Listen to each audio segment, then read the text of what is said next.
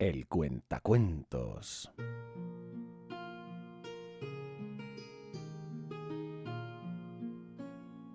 Este es el relato del fin de los tiempos de Warhammer.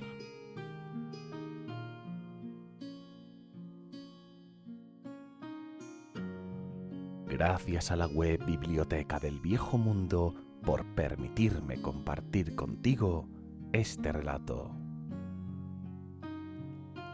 Ahora, acomódate, cierra los ojos y déjate llevar por esta historia.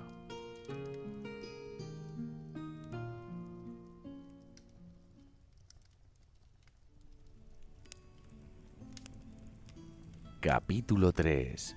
La batalla de Talabheim. Orgoth's vómito de demonio cabalgó a través de las montañas centrales a principios del otoño de 2525.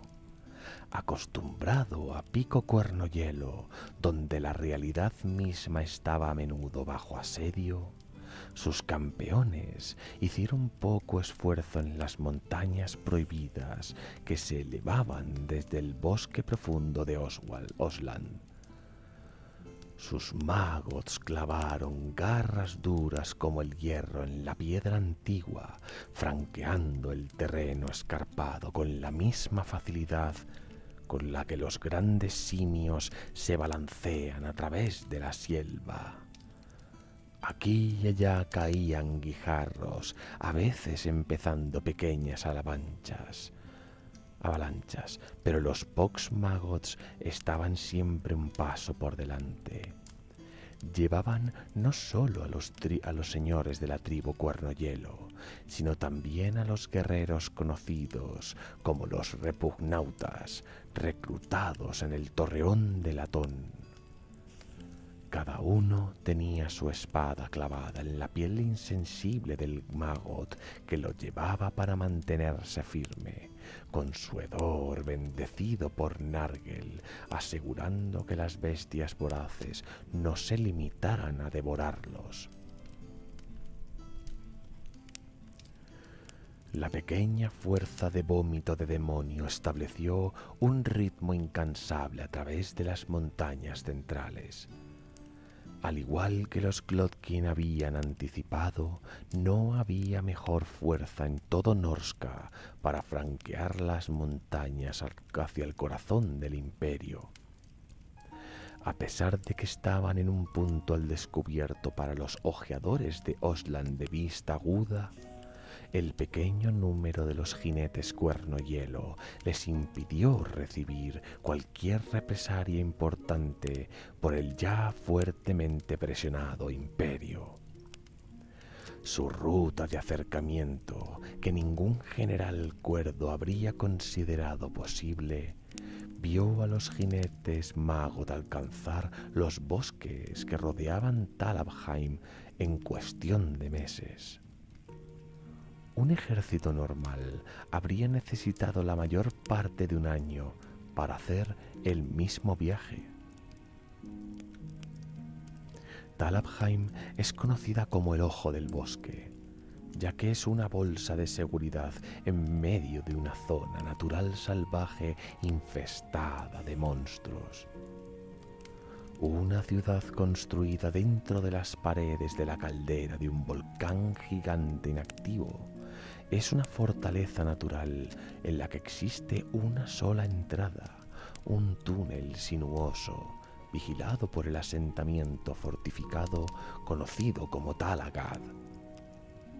Desde el surgimiento de la no muerte a través de las tierras y los rumores generalizados de la peste, Talagad había sido defendido por una gran parte de las tropas estatales de la ciudad y un gran destacamento de la guardia personal del conde lector.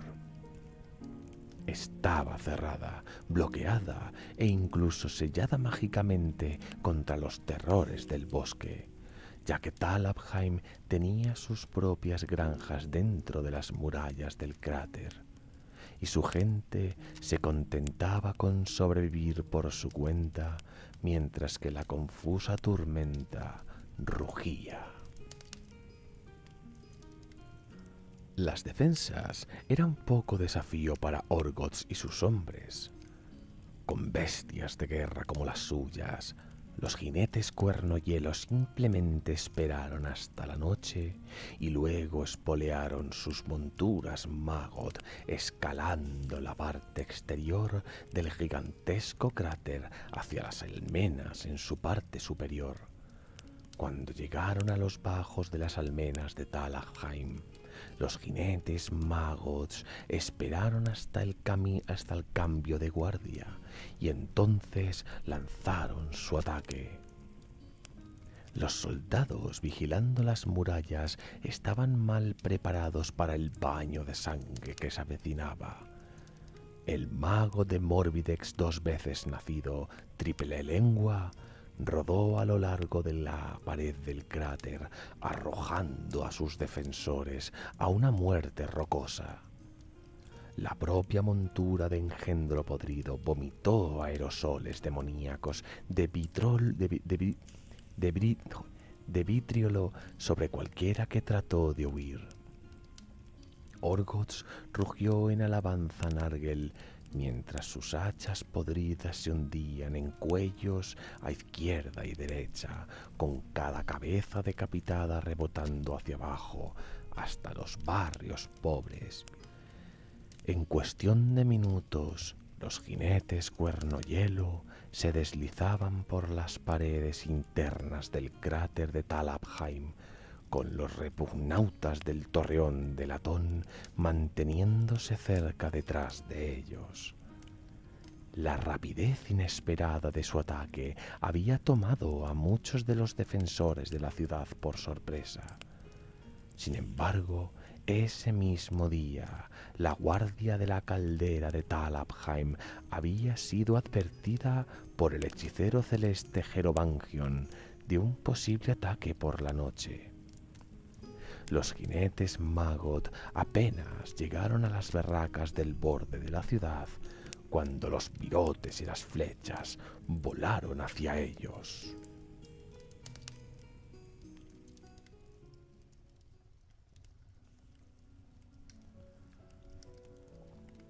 A medida que la fuerza cargaba a través de las calles de la ciudad, se encontraron con regimientos enteros de tropas estatales formando para bloquear su camino. Al principio, los soldados proporcionaban poco impedimento, ya que cuando las cargas devastadoras de Orgoz estaban hermanadas con las conjuraciones agusanadas de Bloab y la guadaña cortante de Morbidex, eran imposibles de detener. Monstruo y hombre derribaban por igual a sus enemigos por docenas, con los Maggots cortando con garras mortales a través de muros de escudos y formaciones de lanzas, allí donde las tropas estatales trataban de bloquear su camino. Sin embargo, incluso la tribu Cuernohielo tenía sus límites. Cada lanceada, cada alabarda que cortaba minaba un poco más la fuerza de su precipitado asalto. Aunque habían dejado un rico paisaje de cadáveres detrás de ellos, poblados por nurgletes que se habían levantado en la estela de Morbidex 2 veces nacido, los jinetes habían despertado a la ciudad con su presencia. Las calles estaban siendo barricadas lentamente con fuego o con espadas. Las cargas de caballería de las órdenes de caballería de la ciudad derribaron a muchos de los repugnautas, cargando a través del distrito del templo, con sus primeras filas atravesadas por una docena de lanzas, incluso cuando sus refuerzos eran derribados por los famosos arcabuceros balas de bronce. El resto de los caídos fueron quemados en piras improvisadas por los cazadores de brujas de la ciudad, con el hedor grasiento enviando de un mensaje de que la invasión podría ser detenida. con sus auxiliares cayendo lentamente a su alrededor, y una de las ciudades más grandes del imperio unida en contra de su magra fuerza de invasión, Orgots, vómito de demonio, dio la señal de retirada. Varios de los guerreros del Torreón de Latón lo ignoraron, demasiado preocupados para prestar atención a sus llamadas. El resto lo siguieron hacia la noche, retirándose bajo un intenso fuego para saltar sobre los muros de la ciudad y escapar. Apenas la mitad de los invasores regresaron de nuevo a la línea de árboles, aunque cuando lo hicieron se encontraron con una sorpresa muy bienvenida. Marchando por los alrededores de la frontera de Talabheim había una procesión de demonios de la plaga tan numerosa que el aire por encima de ellos estaba sofocado con moscas. El ruido metálico de los cascabeles de leprosos y el zumbido monótono de incontables portadores de plaga llenaron el aire de la noche, mientras el carnaval de la peste marchaba por el bosque. El más antiguo de ellos instaba delante a sus monturas zánganos de la plaga, dando sacudidas de muchas patadas a gran velocidad, renunciando a los cielos en favor de un acercamiento a cubierto por el espeso dosel del bosque. Bestias parecidas a babosas de Nargel retozaban y oscilaban continuamente entre los troncos de los árboles, dejando charcos de baba de amoníaco detrás de ellos en su emoción. Al frente de ellos estaba el rey acusanado Epidemius, llevado sobre un palanquín de nurgletes. Con una gran sonrisa, Orgots, vómito de demonio, dirigió su magot hacia Epidemius. Inclinó la cabeza mientras se acercaba, pidiendo disculpas por la interrupción de los trabajos del archivista, pero advirtiéndole de las muchas defensas de la ciudad. La región estaba fortificada y lista para la batalla, y sus murallas eran altas. La tropa a pie, incluso las de naturaleza demoníaca, serían de poca utilidad para su conquista. Era probable hordas del archivista hubieran marchado hacia una presa imposible.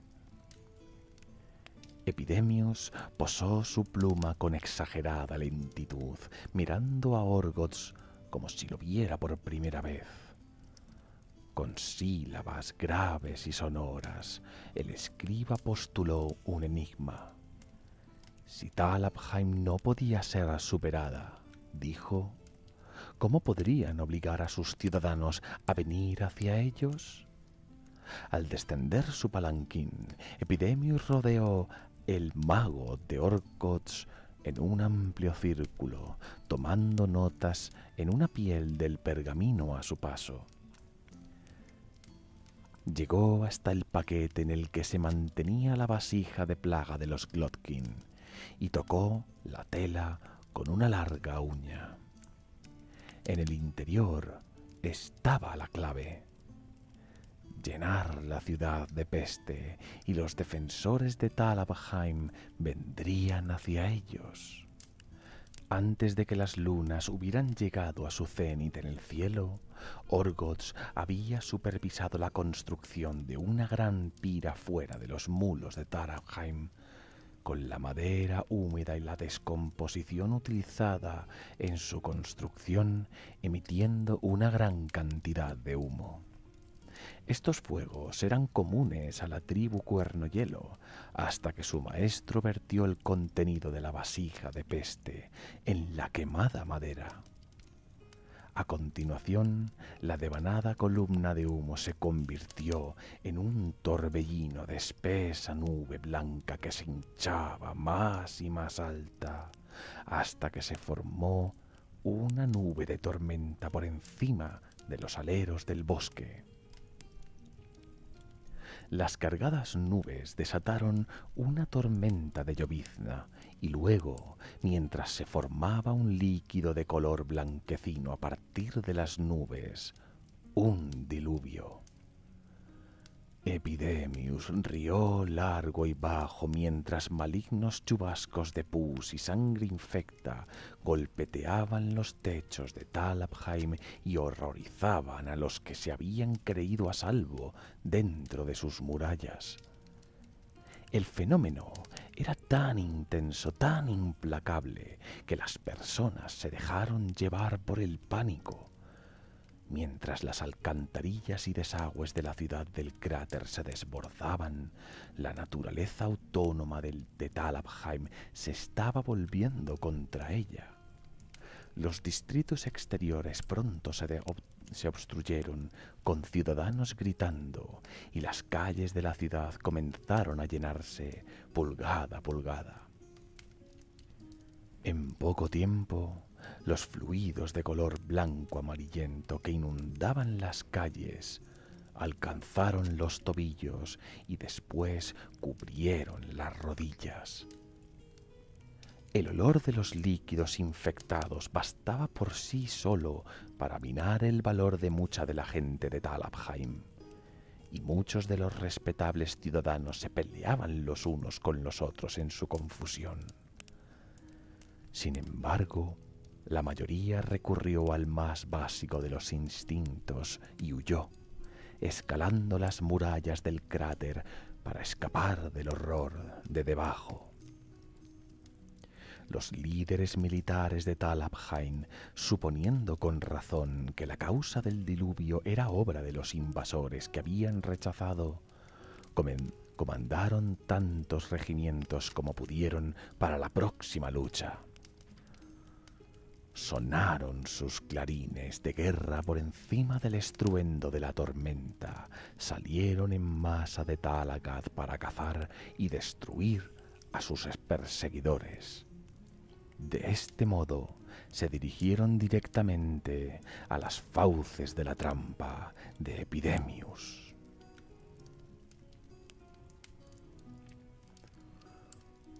La fuerza de vanguardia que salió a toda prisa de Talabheim incluía más de 1000 guerreros endurecidos. Entre ellos estaban las baterías de artillería tomadas de las murallas de los cráteres, empapadas turbas de fanáticos, incluso un tanque de vapor robado. Y todavía parecían sorprendentemente inadecuados cuando se comparaban con el ejército demoníaco que emergía de los árboles. Con un gimiente cántico inundado de carne supurante, todo el ejército de portadores de plaga rodearon el lado occidental de la ciudad cráter, fluyendo para envolver a sus defensores. Sus ciclópeos guerreros levantaron las manos de uñas rotas y espadas oxidadas para la gloria del Padre, regocijándose en la lluvia de pus que caía del cielo. Los demonios de la parte trasera de la maloliente falange tenían puestas sus manos en forma de cuenco, contando metódicamente las enfermedades que florecían en los fluidos impuros que se reunían en sus manos. Los de la parte delantera avanzaban pesadamente a un ritmo de piernas patizambas, pero imparables, con impasible determinación en cada rostro inquietante.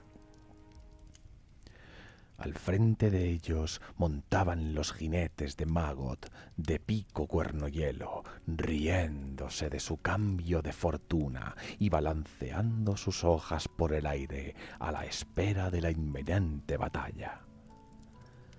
Atrapados entre las paredes del cráter que trataban de defender y un ejército de demonios, el ejército de Talabheim no tenía más remedio que luchar. Cargaron hacia adelante a través del barro húmedo, con las lanzas y escudos preparados, mientras la hueste de portadores de plaga aumentaba el ritmo. Cuando la hueste golpeó, no era la frenética carga de los berserkers nórdicos o los orcos, sino una presión de carne gomosa y punzantes espadas triangulares que obligaron a la línea de batalla imperial a retroceder paso a paso. Las lanzas de los chuchos de Talabheim dieron en el blanco, con cada punta empujando profundamente en la carne fétida con chorros pulverizadores de líquidos malignos. Unos pocos soldados se encontraron con que sus enemigos reventaban para no dejar nada más que niebla ectoplásmica y un olor repugnante. Sin embargo, la mayoría de los portadores de plaga todavía seguían avanzando. Las primeras filas presionaron hacia adelante, empalando sus intestinos inflamados y pechos hundidos más y más, con las puntas de las armas de asta sobresaliendo y reventando a través de la espalda en una lluvia de órganos podridos.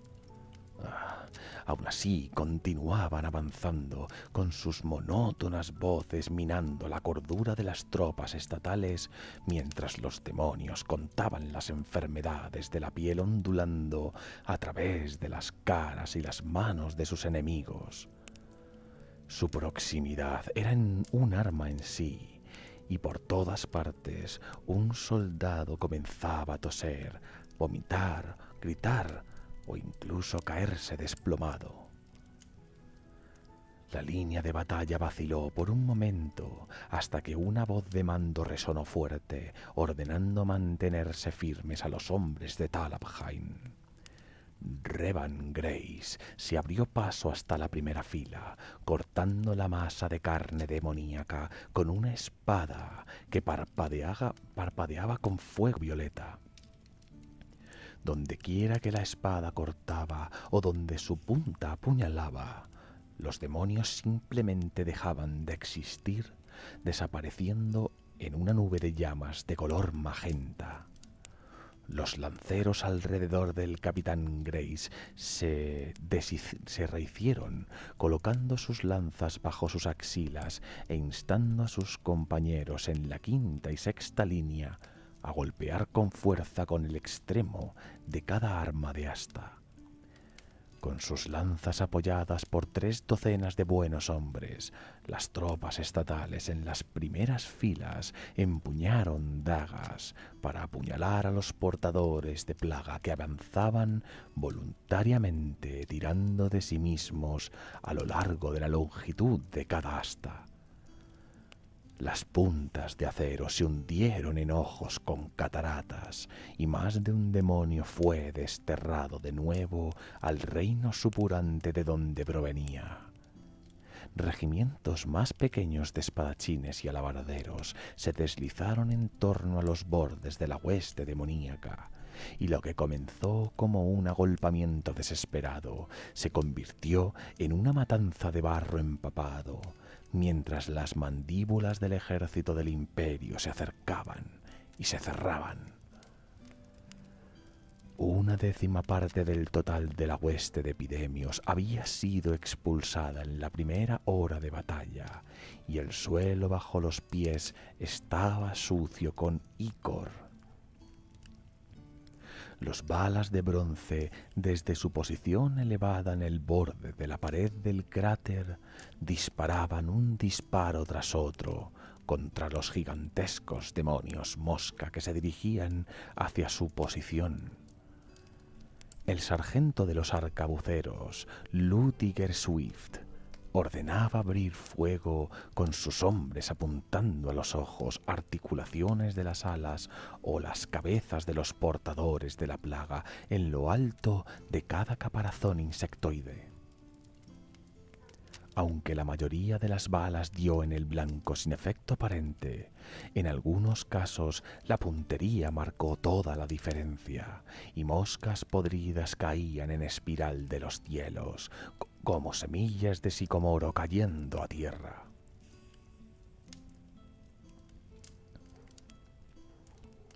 A continuación, los zánganos de plaga estaban sobre ellos. Dentadas extremidades demoníacas cortaban y apuñalaban, y espadas oxidadas cayeron para hundirse en cueros cabelludos y caras. A cambio, los balas de bronce disparaban ráfagas a quemarropa o utilizaban sus arcabuces como garrotes para vencer a los desinteresados monstruos que sobrevolaban la zona. En el centro del cuerpo a cuerpo, una grande y nudosa mosca podrida bajó su trompa inusitadamente ancha para centrarse sobre la cabeza de Lutiger Swift. Las estiradas piezas bucales le ingirieron lentamente de la misma forma que una serpiente consume una cabra. Los gritos ahogados de su sargento arrancaron lo que quedaba de coraje de los balas de bronce. Cuando tras 3 demoníacas moscas gigantes más tumbaron a la refriega, los arcabuceros en tromba se dispersaron y huyeron. Los insectos demoníacos persiguieron a las víctimas que huían, frotando sus largas y afiladas patas delanteras en previsión de las entrañas que pronto iban a abrir. Sin embargo, al doblar un afloramiento de rocas, la profunda voz de Benek Sotson llegó de una tronera oculta en el borde inferior del cráter y una serie de sonidos explosivos resonó sobre la tormenta. Un momento después, una descarga de balas de cañón se precipitó a través de los cielos para chocar violentamente contra el holgado enjambre de zánganos de plaga, estallando a media docena de ellos en explosiones de líquido blanco y desmembradas partes del cuerpo. Entonces los cañones de salvas de Sotson hablaron, y otra lluvia de carne cayó hacia afuera del enjambre de zánganos de plaga que disminuía rápidamente. La espantosa lluvia de carne repiqueteó contra el tanque de vapor miragliano, salpicando desde los lados acorazados del tanque a vapor, mientras que avanzaba con fuerza a través de los escombros hacia la línea del frente. El propio cañón del miragliano disparó en una nube de vapor y una bala de cañón silbó sobre las cabezas de la multitud. Se estrelló contra el Maggot de Morbidex Triplelengua, arrancándole un brazo y dejando su caja torácica abierta a la altura del hombro. No obstante, siguió avanzando como si nada. En el momento que los Pox Maggots habían cargado contra la línea de batalla del Imperio, la herida del Triplelengua ya había comenzado a sanar, y un nuevo brazo esquelético se agitaba de manera poco convincente de su muñón rosado. Alrededor de Morbidex impactaron Bloab y Orgots, con sus Maggots cortando y desgarrando a los coreantes sigmaritas que intentaban contenerlos. Los mayales aporrearon y cortaron a los gigantes pálidos, algunos incluso impactando en las piernas de los jinetes. Pero los devotos del dios de plaga habían soportado mucho peores golpes en sus vidas. Morbidex condujo su arma de asta parecida a una guadaña hacia abajo contra las filas en grandes movimientos de barrido que a menudo empalaban a más de un fanático a la vez. Los que sobrevivían a cada pasada eran consumidos rápidamente por una marea de nurgletes farfullantes.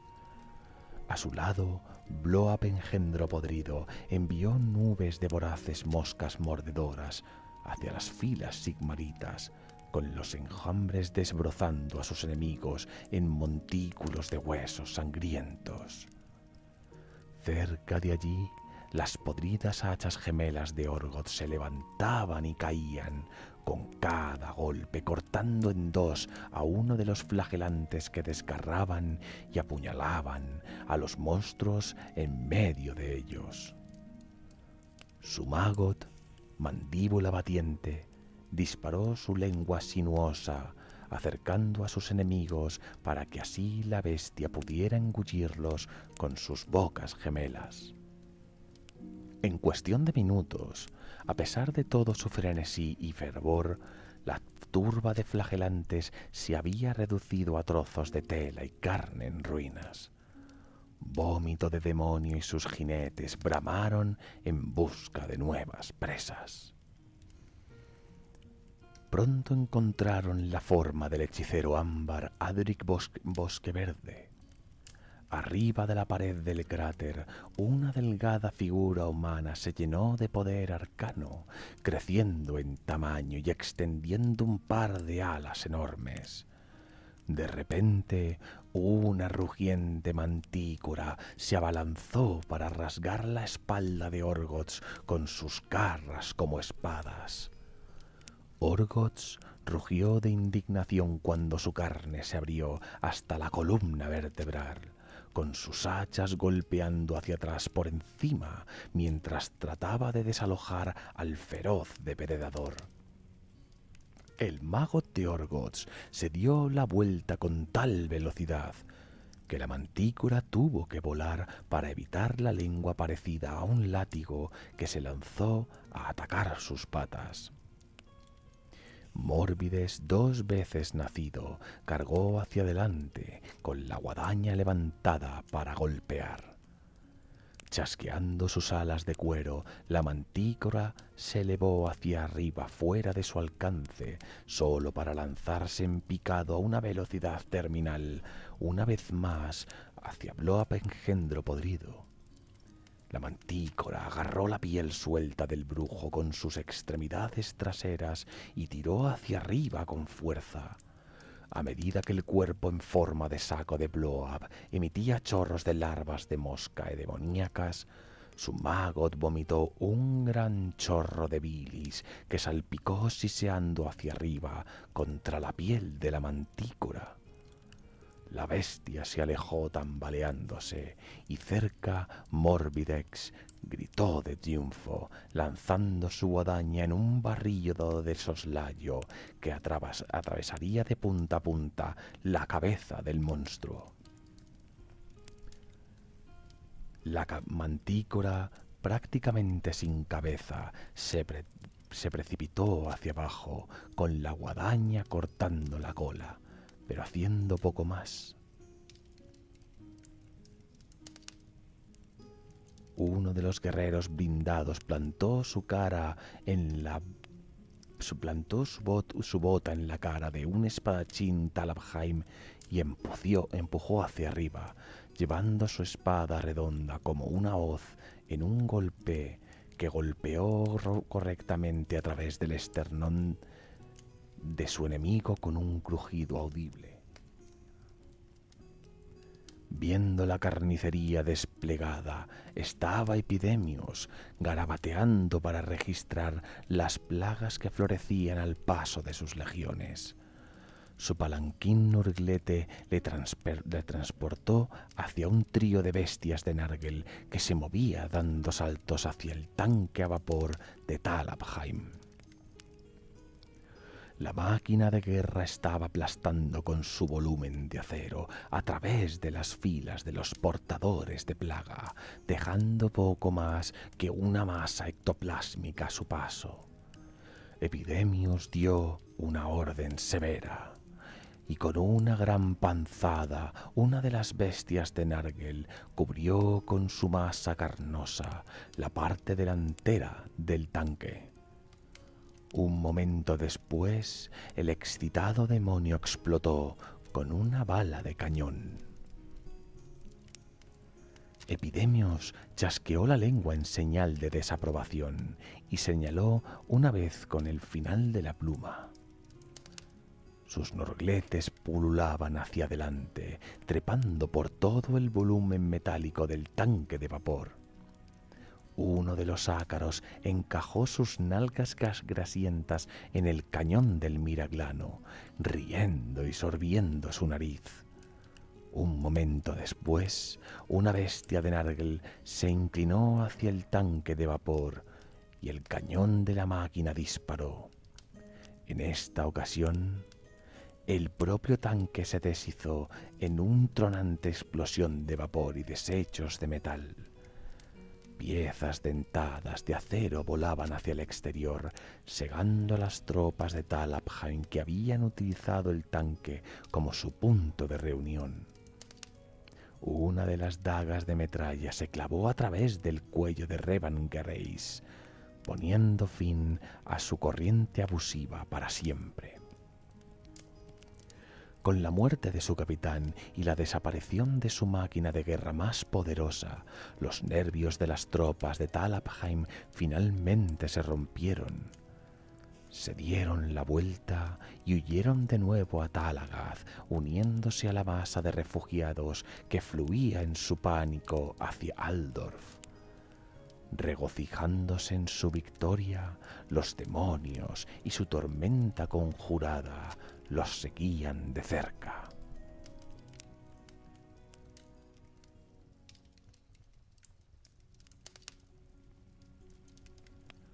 Mientras que los refugiados de Talabheim huían a lo largo del río Talabek hacia la dudosa seguridad de Aldorf, una figura de gordo cuerpo arrastraba los pies a través de las inmundas nieblas de la una vez limpia noche de la ciudad, tarareando una alegre melodía con su baja voz profunda.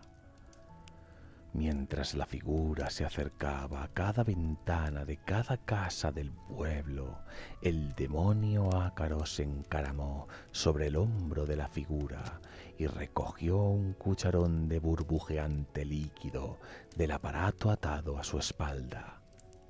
La figura tomó con cuidado el brebaje asqueroso de su diminuto asistente y lo transfirió a la ventana antes de volver a andar de forma vacilante de nuevo. En su vigilia la realidad brillaba, espirales de niebla venenosa se agitaban y retorcían como los zarcillos serpenteantes de alguna planta demoníaca. A 100 leguas al oeste, el Reich hervía negro con musgo de tumba. Arriba, en la orilla del río, 3 extrañas figuras miraban las aguas contaminadas con orgullo paternal. 2 eran hombres sólidamente formados, revestidos en placas podridas y tela antigua. El otro era un enorme montículo de carne del tamaño de una casa. En el horizonte detrás de ellos estaban los restos humeantes de Garroburgo, una ciudad a orillas del río que había resistido durante largos meses, pero al final había sido abrumada. Río arriba, tribu tras tribu de norteños tatuados se abrieron paso hacia Aldorf, no en barcazas o flotillas de botes de remos, sino a pie. Las islas de musgo de tumba que habían estrangulado el agua desde Marienburgo al corazón del Reichswald habían crecido tan espesas que la mayor parte se habían mezclado entre sí para formar una piel gruesa como moho en leche agria. Aquí y allá las carcasas quemadas de otrora brillantes carcazas ardían en la penumbra, islas de muerte en un río ahogado de vida. Incluso guerreros totalmente armados caminaban el curso del agua cubierta de musgo mientras se abrían camino hacia el este, con asesinato en sus corazones y sangre secándose en sus espadas. Banderas capturadas fueron izadas en alto, mientras marchaban cada vez más cerca de las murallas de la ciudad y la amenaza de la guerra total suspendida en el aire. En las montañas grises al oeste, un rey a punto de su 100º año, pero con la mirada de un hombre en la flor de la vida, montó su hipogrifo a la cabeza de la columna blindada de ancho suficiente para llenar la boca del paso del mordisco del hacha. Por encima del rey, Pegaso revolvía en los cielos con agraciadas alas blancas, y alrededor de él los mejores caballeros de su generación montaban orgullosos. Sus colores ancestrales ya estaban enmarañados con la sangre de una batalla más, pero no se encontraron faltos en las horas de necesidad de sus aliados, porque el honor corría en sus venas tan seguro como la sangre. Vómito de demonio se desplazó desde las chapoteantes inundaciones blancas de las calles de Talabheim, emergiendo para encaramarse por encima de las murallas cráter de la ciudad. Los jinetes Maggot habían ganado muchos aliados con su última victoria, entre ellos las tribus de minotauros del bosque.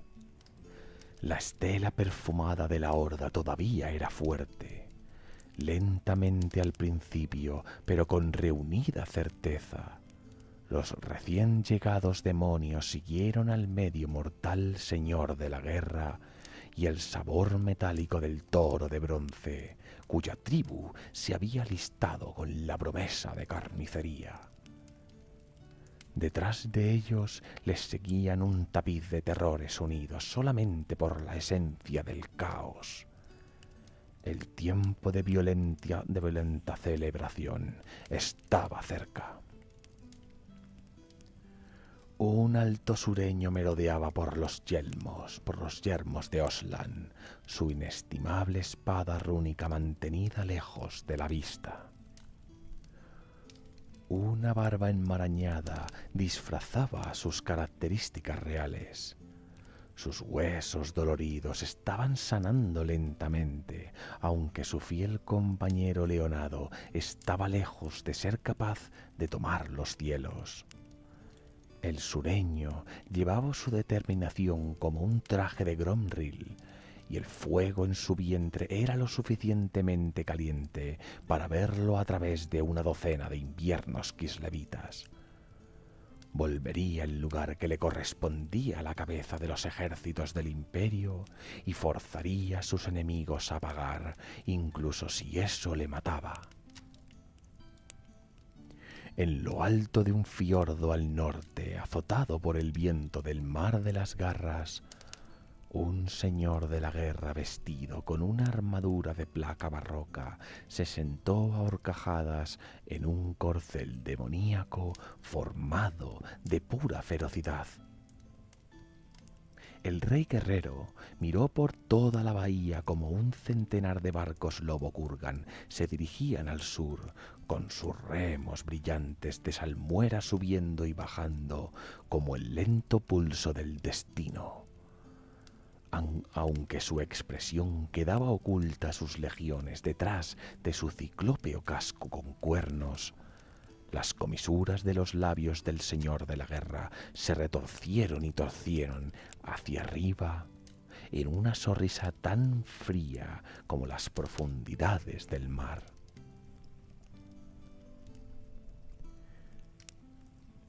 En las retorcidas presencias del jardín de Nurgle, un montículo de carne podrida se acomodó en su cenagal preferido. Era el final de otro largo día de ayudar a los hados a desarrollarse de una forma más agradable a su patrón, pero de alguna manera el trabajo tenía su propia recompensa. Burbujas de flatulencia acariciaban la espalda destrozada por llagas y jugaban irregularmente a través de su ruinosa columna vertebral. El demonio cerró los ojos y soñó con un reino mortal infinitamente más vil. Una delgada cuña de caballería blindada lideraba un ejército de locos y bestias a través del Dragwall. Su progreso, aunque luchando a cada metro, fue tan fácil como si cruzaran una llanura abierta. El techo del oculto corredor era un arco de enmarañadas enredaderas, y cuando llegaron, nuevos horizontes se abrieron delante de ellos con el sonido de madera rompiéndose y vegetación desgarrada. Al frente de ellos, un señor de Norska se detuvo orgulloso sobre su altar de guerra, sus tentáculos retorciéndose en anticipación. 3 hermosas señoras, con sedas tan blancas como sus corazones negros, silbaron su descontento hacia los bosques ahogados en enredaderas del Drakwal. El magíster blindado a la cabeza de la procesión hizo un gesto irritado hacia ellas para que se callaran. No solo corrían el riesgo de avergonzarlo delante de los más grandes de los von Karstein, sino el enojo del propio Nagash. Con la presencia divina de su maestro a mano, la recompensa por desobediencia sería una aniquilación total. El magíster no podía permitirse estas pérdidas, no por ahora. En el frío como la tumba, calculó de la guerra, una baza era una baza, y los vampiros tenían un papel que desempeñar todavía. En el reino de los sueños, las estrellas brillaban en el cabello de lino de la doncella. Meteóricas lágrimas brillaron al caer de sus largas pestañas, iluminando los cielos mortales con el poder de la cruda pena. 2 figuras altas observaban las lágrimas de la figura caer desde la distancia. Una madre vestida de verde, el otro un hombre de blanca barba que llevaba una capucha de lobo. Sus propios rostros eran solemnes, pero no se movieron para intervenir. Cerca de allí, el piadoso amante de la doncella se retorcía en las garras de una fiebre terrible. Amarillo pus demoníaco se derramaba de su boca mientras jadeaba y gemía. Con cada nueva convulsión, el viejo mundo temblaba. En el reino de los mortales, señores y campesinos por igual gritaron en turbulentos sueños. Desvelado una vez más en sus aposentos, un señor guerrero miró hacia el humo denso que se había convertido su orgullosa ciudad de Aldorf en una pesadilla viviente. Entre la constelación de faroles y lámparas de ventana estaban los brillantes resplandores de las hogueras. Algunas habían sido establecidas por sus propios hombres para quemar las crecientes montañas de cadáveres enfermos. Otros eran el resultado de una rebelión deliberada. El veterano guerrero desenvainó su espada forjada por enanos fuera de su vaina enjollada. Envainó y la sacó una vez más, pero no pudo vencer los gemidos de tos de las víctimas de la plaga filtrándose a través de la penumbra. Mientras las campanas de la cercana Glockentor daban la medianoche, los gritos de desesperación de una madre resonaron en contrapunto con las campanadas. Antes de que se hubiera desvanecido, otro temblor sacudió la alta torre, una pista de las agitaciones terrenales por venir. Desde el escritorio del anciano, pergaminos y misivas se esparcieron en el suelo. El viejo guerrero se irguió, respirando profundamente a través de sus bigotes blancos. Agarrando una antorcha entre la pared esculpida en la puerta de la cámara, se dirigió a la escalera de caracol que conducía a los más altos faros del Palacio Imperial y el compromiso mortal que representaban.